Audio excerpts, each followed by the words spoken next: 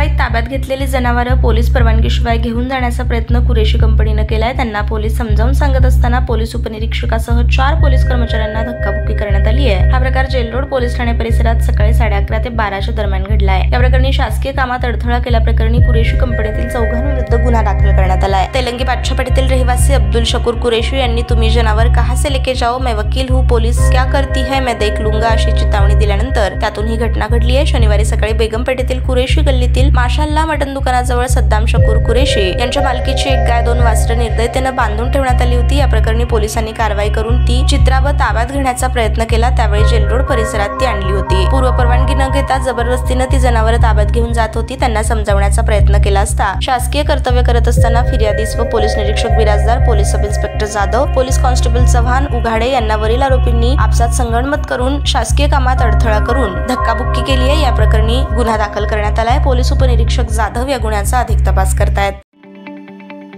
ताज्या बातम्या पाहण्यासाठी प्राईम महाराष्ट्र न्यूज चॅनलला सबस्क्राईब करा।